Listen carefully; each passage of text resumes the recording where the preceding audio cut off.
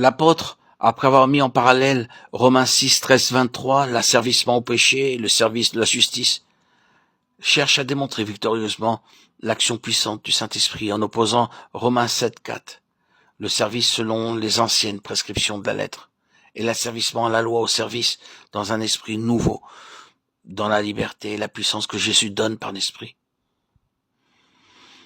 Dans les passages de Romains 7, 14, 25 et 8, 1, 16, l'apôtre achève sa pensée, et c'est par le moyen de ce contraste qu'on en vient à comprendre clairement les deux états d'âme que présentent ces passages.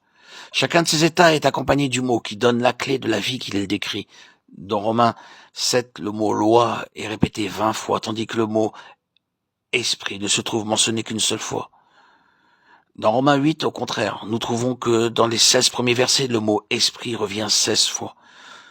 Nous avons là un parallèle frappant de la vie chrétienne encore sous la loi et de la vie chrétienne par l'esprit.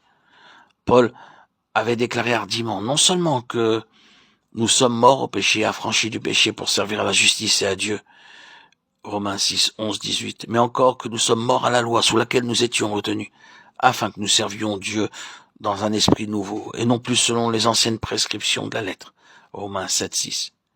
Ici, nous avons un nouveau pas en avant. Dans Romains 7, c'était la mort au péché et l'affranchissement du péché. Dans Romains 8, c'est la mort à la loi et l'affranchissement de la loi.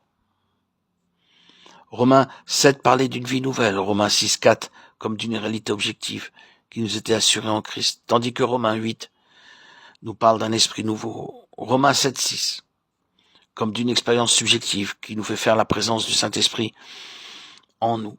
Celui donc qui veut connaître et posséder pleinement la vie par l'Esprit doit savoir ce qu'est la vie sous la loi et comprendre à quel degré l'Esprit l'affranchit de la loi. Dans la description que nous fait l'apôtre Paul de la vie du croyant encore asservi à la loi et qui cherche à l'accomplir, il nous signale 3 états d'âme qui caractérisent bien ces 3 mots. La chair, l'effort, la captivité. La chair lorsqu'il dit « je suis charnel, vendu au péché, le bien n'habite point en moi », c'est-à-dire dans ma chair, Romains 7, 14, 18.